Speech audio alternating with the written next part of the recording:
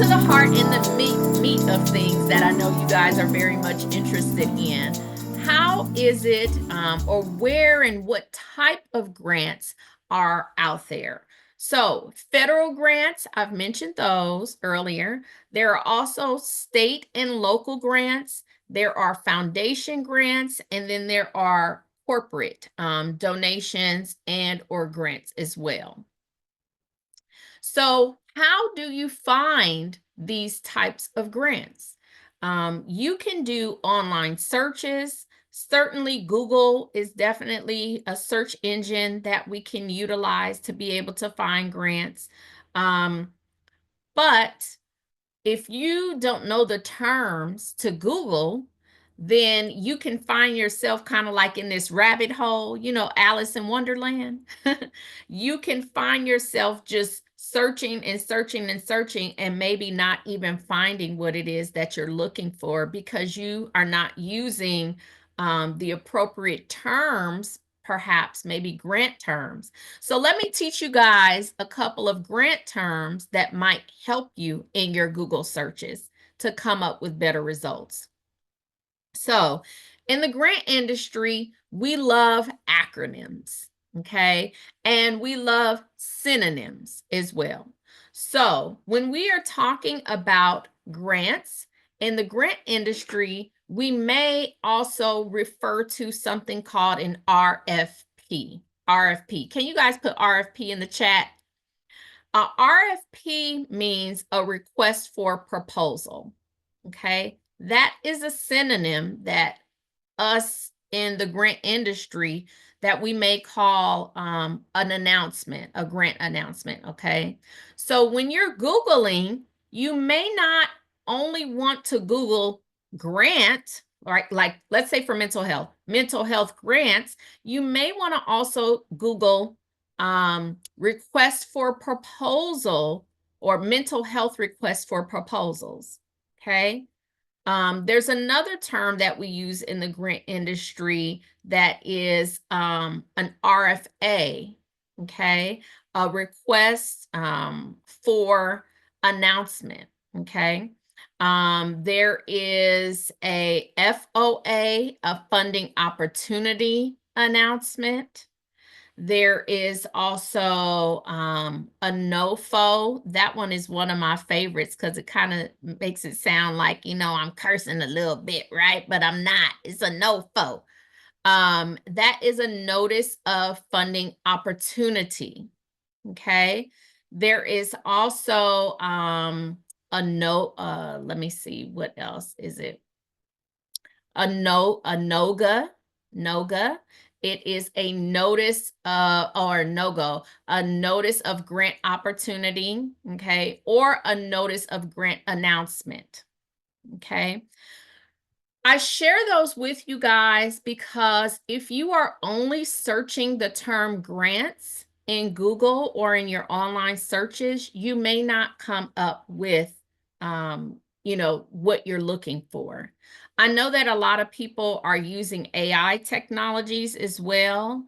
And what you may know by now about AI technology, artificial intelligence, like ChatGPT, and maybe some of the other search engines, is that, or AI technologies, is that in order for you to get a good response out, you have to put good information in, right? So in order for ChatGPT or any artificial intelligence to be able to give you proper responses, you need to know the right prompts or the right questions to be asking it, right? And so if you are using some of those other synonyms, you might get more exact results instead of just saying the word grant, okay?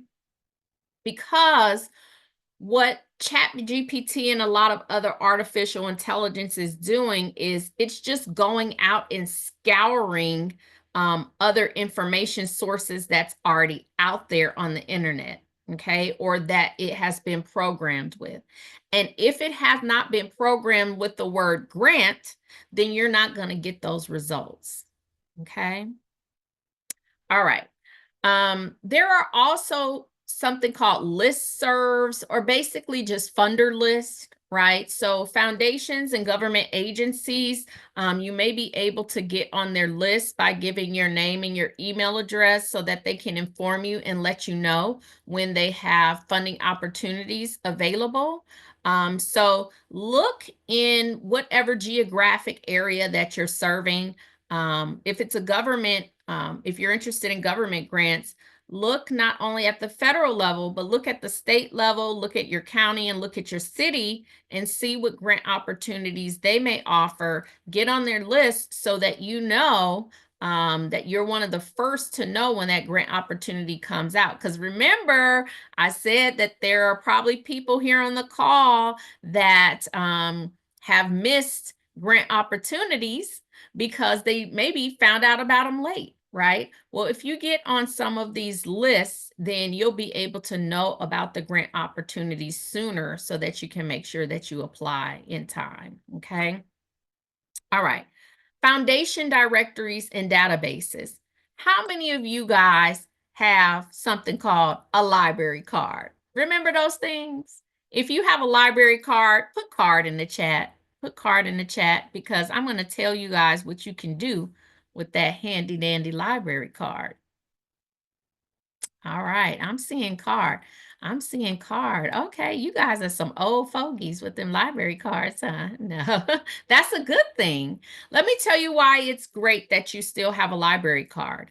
Because by you having a library card, you can go to your local library or wherever you're a holder of a library card, and you can get access to foundation directories and databases at no cost. So there are several that are out there. And if you were to sign up for those foundation directories or databases on your own, you'd have to pay a subscription fee. But what a lot of libraries do is that they subscribe themselves and get like a corporate subscription.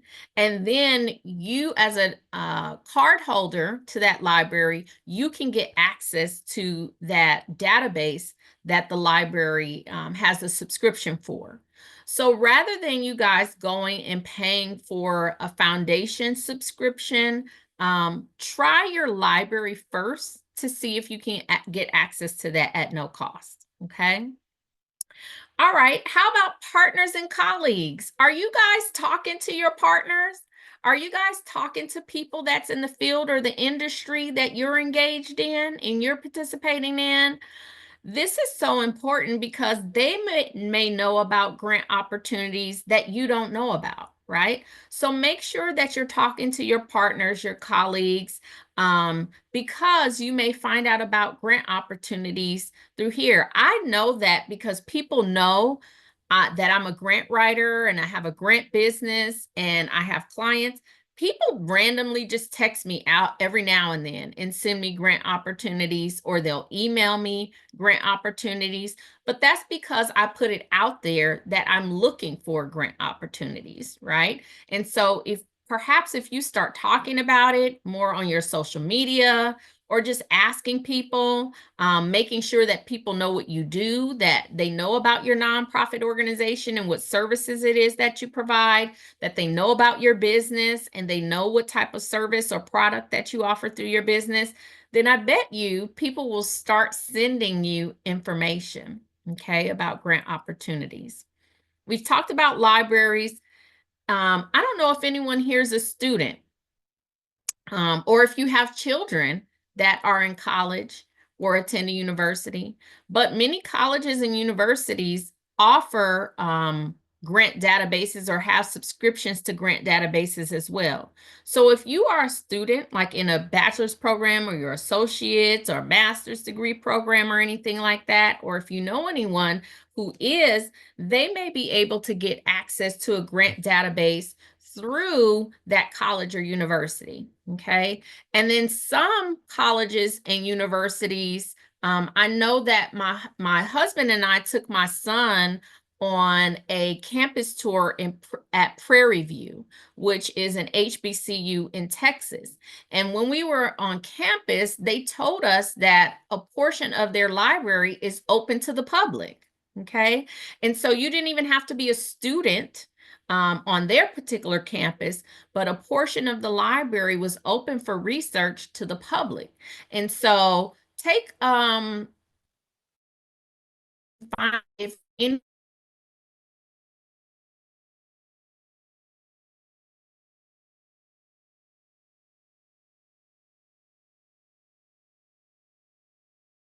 maybe you can find grant opportunities through there. Okay. And then there are subscription services. So there are a couple of subscription services. Look at that. Leslie says, whoop, whoop. Yes, for Prairie View. She's a nursing grad from there. Congratulations.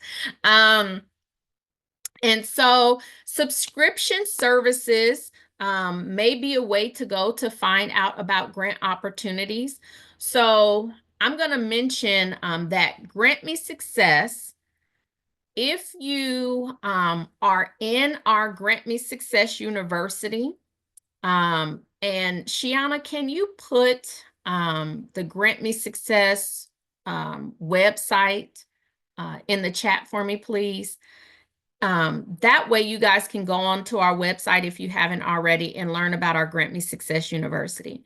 But if you guys are in our Grant Me Success University, in our Grant Writing Academy, and I think it might be also in our Small Business Academy, you will get a link. There will be a link inside of your classroom where you can get access to 3 different discounted subscription websites to find grants. And you want to use our discounted links because otherwise, if you just go on the website, you're going to pay their full standard price. Don't do that. So the 3 subscription services that you can get discounted links for through Grant Me Success is Grant Station. That's one website that we utilize. I think if you apply or if you subscribe, they charge like $395. If you go through Grant Me Success, your cost, I think, is only like $115 or something like that. Skip is another subscription website that you guys can get access to and get a discount for through Grant Me Success. And then we just onboarded with Instrumental. I don't know if you guys have heard of Instrumental, but we now have a discount code that if you use our Grant Me Success discount code, then you can get access to Instrumental for a discounted price as well. Okay. So there's a lot more. Those are just the 3 that I attest to because I know that I have used those subscription services and I know that they produce really good results. And they have like a lot of filters for you. They have a lot of information that's already they have all the websites. They tell you when the application is going to open. They tell you if this is like, they're categorized by the service, by nonprofit or small business. So I really like those particular subscription services. There may be some other ones out there. And if you guys know of others, feel free to put it in the chat. Let us know. Let me know. Let everybody else here on the call, on the webinar know about some other subscription services and where you guys have found grants. Okay. So how to begin to apply for grants, or how do you prepare to apply for grants? You definitely want to read all of the grant guidelines carefully, and you need to ask for clarification if you don't understand something about the grant. Pay attention to all of the information guidelines and follow all of the guidelines and ask if something is unclear. I stress this because as a grant reviewer, I have seen many a times where it was like clear that the applicant did not understand the directions, right? Or maybe there was a form, a particular, like a budget form or some other type of form that was required, and either it was filled out incompletely or it was filled out wrong. And as a reviewer, we have to score it accordingly because I'm sure that there was probably a way for that applicant to reach out to ask a clarifying question before they submitted it, right? And so this is why it's also important to give yourself enough time, enough leeway to be able to reach out to the funder, ask clarifying questions. Many funders also host like pre-application webinars like what we're doing today, but the funder would host a webinar, go through the grant opportunity and answer questions during that time. So when you are reading through the guidelines, look for anything like that with regards to a pre-application webinar, okay? All right, so how would you begin to prepare your application and what materials might you want to start getting together? Any type of relevant licensures or certifications, especially for your small businesses. If you guys are small business owners, this is very important. You need to make sure that you have your EIN number, right? And maybe the SS4 form. I don't know if you guys know what that is, but when you initially started your business, you had to apply to the IRS to get an EIN number. And it gave you a form. That form listing your EIN number is called an SS4 form. Look at the top right-hand corner and you'll see it says that it's a SS4 form. You may need to have your state business license. You may need a county or a city business license. Okay, it just depends on your jurisdiction and where you provide services that determines what type of licensure you need. If you have any special certifications, like if you're a nurse, for example, right, and perhaps you have some advanced certifications in certain types of practices in your industry, then you need to be able to have the copies of those certifications, okay? I use, or I recommend that you guys use, let's just say like a Google Drive. Okay, use a Google Drive folder, set that up as your grant folder, and start putting all this information into your grant folder.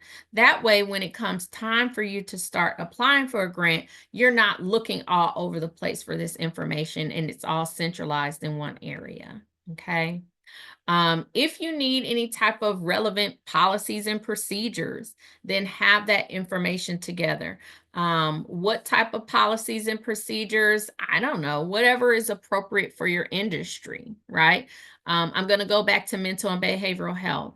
You might need policies and procedures related to confidentiality, right? Or if you're in the medical industry, you may need those type of policies and procedures and client intake forms, right? Things like that if you're in the health and human services arena. So whatever type of documents that you need to provide your services, if you are a small business, this might be I'm trying to think of what it could be for your small business. I know for me as a company, I got access to a workforce development grant, and I had to have like job descriptions for the people who I wanted to hire. I had to have human resource policies, right, for how I was going to onboard employees or contractors. I had to have um, sample offer letters, right, for human resources. So these may be things that you may want to get together ahead of time if you're going to be applying for that type of grant, okay? It may not be applicable to you. It was applicable to my company because I was applying for a $10,000 grant through the state to hire employees. And so I needed to have these HR policies in place. have anything in place for staff or volunteers. So nonprofits work with a lot of times volunteers. You don't have paid staff, especially in the beginning, until you can start getting some revenue, right? Or getting grants, doing your fundraising, getting donations, maybe having major donors. So if you have volunteers, I still recommend for you to have something in writing about your volunteers and their service with your organization. Have some type of application, to get their basic contact information. You may need to have a volunteer agreement, right? Some type of agreement that lets them know, here's how we operate. I'm going to utilize you 4 hours a week, or I may use you as needed. And when you attend events on our behalf, here's what, the things that you need to consider, right? um Insurance documents, you may need a general liability insurance. You may need professional liability insurances if you have some type of certification or state board license, like nurses, like social workers. Maybe you're an esthetician. If you provide like a direct service, medical services or health related services, mental health, substance abuse, you may need to have insurance documents. Let's say you're a small business and you provide, maybe you're a transportation company. You may need to have some type of licensing, insurances, or bonding. Okay. Make sure that you have all of those documents in place. If you're starting to hire employees, you're also going to need workers' compensation, and you're going to need to sign up with your state unemployment division to get unemployment insurance as an employer. Okay. So just think about all of those types of things as well. And if you're a location-based business, right? If you have a brick and mortar, if you have a site, I know that we have someone here that's opening up a uh,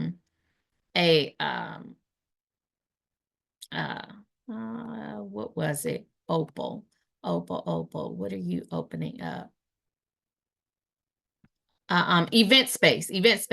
So if you have an event space, or venue, then you're going to need to have insurance, right? Liability insurance, because you'll want to protect your business, your organization, if anything were to happen in that space while your business is conducting an event there. Okay. And then you want to have an agency budget. So oftentimes, when dealing with grants, they will ask for your organization's annual budget. And this may all be projected numbers, right? Especially if you're applying, and let's say right now it's April. You don't know what your revenue is going to be in May through December. However, you should have projections of what you hope to make, right? And oftentimes that's based on historic numbers. So what did you make last year this time? Or what did you make last month, right? What did you make in the last 90 days? That can help you to forecast and build out a budget. That's for revenue. And then what are your expenses, right? You need to be able to know that information as well, as a business and also as a nonprofit organization. When it comes to grants, you may, in addition to your agency annual budget, you may also need to have a grant budget. So for that specific grant opportunity, what is the budget just for that grant project? Okay. So maybe the agency's budget for the year is $150,000, but maybe that specific grant is only $25,000. Well, the question that the funder would have is, what is your organization going to do with that $25,000? Okay, so you'll need to have a specific grant budget for that opportunity. All right. So when you are putting together your grants, I suggest that you assemble a grant proposal team. Okay.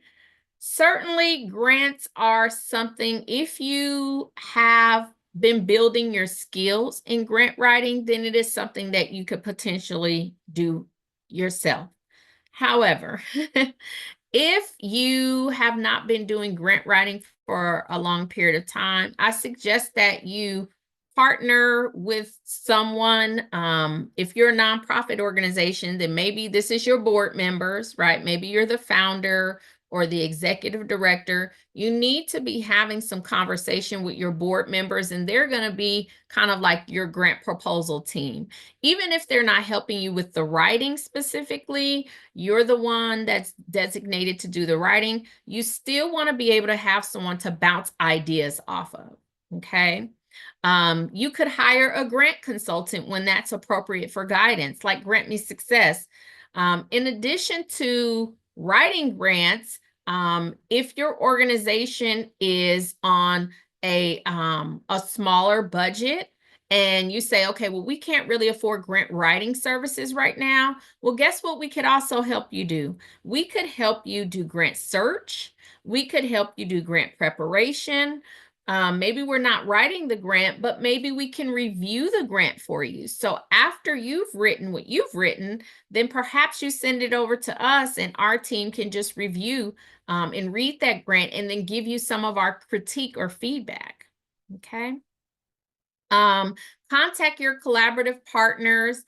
In some grant opportunities, especially government grants, they like to do this. Some foundations too. They ask you for letters of support. Letters of support. Do you guys know what that is? Or they may ask you for a memorandum of understanding. Okay. I want you to keep up with that terminology. So to make sure that you're following along, put LOS in the chat for me. LOS. That's letter of support. And I want to make sure that you guys are also familiar with the terminology MOU, Memorandum of Understanding. So put MOU in the chat for me. Okay, really quickly, I'm going to tell you the difference between those two documents because they're very important when trying to document or wanting to document your collaborative partner relationships when applying for a grant. LOS is a letter of support. That's where, let's say the executive director or CEO of an organization, nonprofit or for-profit company, whatever organization, writes a letter and says, we support your organization's application for this grant. And yes, we are confirming in this letter that we are a partner of you guys. Here's how we partner. Here's your responsibilities. Here's our responsibilities. And yes, we are a partner. Signed, their name, okay? It's like a recommendation letter, right? You guys know what a recommendation letter is, like either for scholarships or for a job. Think about this. This is like a recommendation letter for grants, okay? A MOU is an agreement and two people sign off on it. You're going to sign off on it representing your organization, and the other partner organization who you're partnering with is going to sign off on it on their behalf. Okay. So it's kind of like, it's like more like a contract sort of. Okay. Think about it. If you've ever like purchased a home, or if you know anything about the home buying process, usually like the lender will sign off on something and you as the buyer or the seller signs off on something and then you as the buyer sign off on it, right? And that solidifies the agreement. That's like a MOU, a memorandum of understanding, okay? It's where the two parties, or it could be multiple, it can be more than two parties. And in that document, they are formalizing their working relationship and their partnership. And they say, here are the bullet pointed things. Oftentimes it's like bullet pointed or numbered out. Here's the roles and responsibility of each partner, and then each party signs off on that. Okay, and it's usually good for a year. So some grants might ask you for that type of documentation. Okay. Sometimes they want that information from a historical purpose, meaning like they want to see that this partnership has been in place for like 6 months. Sometimes they don't want that letter of support signed until the time that that grant is due, right? Like around that time. So then maybe the letter needs to be signed within like 30 days of that specific grant application. Okay, so just look for any type of requirements related to that, but at least now you'll know and you'll be familiar with the terminology of letters of support or MOUs. When you're working on your grant applications, prepare a grant outline. I typically take the grant application and make my outline from that grant application. Like whatever questions it is that they have, I might create a Word document and then answer the grant questions in a Word document first, because a lot of grants are now where you submit it online in like a web portal. So I want to be able to just copy and paste. So that's what me and my team, what we do. Okay, so I offer that as a strategy to you, because sometimes the web portals can time out. Sometimes the web portal is having technical problems or difficulties. So if you go into the application and you can get the questions and then work it offline in a Word document, sometimes that can be really helpful. Make assignments if there's different people on the team. Leave yourself time to edit your internal drafts, and then seek independent review, like with a professional grant writer, like Grant Me Success. If you're the one that's writing the grant and you just want a second pair of eyes, we can do that for you. And then submit the grant at least 2 to 3 days before it's due, just in case there are technical problems or anything like that. Okay, then you have time to be able to resolve those issues. These are just samples of operations and or program documents that you may need to have if you're a nonprofit organization to apply for a grant. And you should be familiar with all of these. When it comes to your mission statement, just have that, somewhere where you can find it easily. Your bylaws and articles of incorporation. This is something that some organizations have a hard time finding, especially if they have been around for a long time and if the organization was started by somebody else, right? Then they'll say, oh, I need to reach out to that person and try to get access to it. Or maybe it's been 10 years or 12 or 15 years since the organization opened up. And it's like, who has those bylaws? Who has the articles? But if it was you and you started the organization, then you definitely need to have these documents somewhere where you can find them. Okay. Have a one-page executive summary. This is for small businesses and nonprofit organizations. Your executive summary is just going to basically outline the background, the history of the organization, and provide some details about your services and activities if you're a nonprofit, and your programs. If you're a small business, it's going to give some background about the founder of the business, why perhaps they started the business, give an overview of the products and the services, what geographic area you serve, who's your ideal client, okay? That is your executive summary. And then you need to be collecting data along the way about the client services that you are providing. Or perhaps if you're a small business, then you're collecting data about your customer base, okay? Because that's going to help you with marketing. As your organization is growing, then these other documents will become more relevant. So like an organization chart, resumes and bio sketches of paid executive staff, key staff, and or volunteers. Perhaps we've already talked about the insurance documents, MOUs, and then job descriptions for staff and volunteers. I say that you need job descriptions for volunteers as well, because even though they're not paid, they still need to know what you expect of them, right? So they need a job description as well, or just something in writing that says, hey, this is what you're going to be helping me with, right? People want to know, people's time is valuable, and they want to know that you're using them for a meaningful purpose. And so when you are being official and giving them official documentation, then that helps to formalize the process, and that will help them to take their role as a volunteer more seriously as well, okay, when they see that you're formalizing processes. Okay. So what is next? After you've done, or we've gone through all of this, you may be saying, okay, what's next and what can we do now? Okay, so if you need more information, I'm actually going to stop this presentation and I'm going to take you guys over to our website to show you kind of like what's a next step. Was this information helpful for you?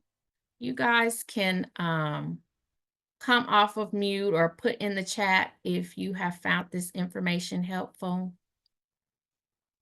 Yes, yes, yes. Thank you, thank you, thank you. Wonderful. So many of you are already enrolled in the Grant Me Success University, but for those of you who are not, I want you to, I wanted to share this information with you to show you how is it that I can help you further with your grant writing journey. Okay. So here's the Grant Me Success website, and you'll see here that we offer um, consultations. So let's say you just want to bounce some ideas off of a grant consultant or someone who's an expert in the field. You can go here to our website and you can schedule, if your organization has not started a nonprofit yet, you can schedule a 20-minute call with us as a nonprofit starter chat. If your organization has already started a nonprofit and you guys have been in existence already for a year or more, then you will be in this category here and schedule a grant advice call with us.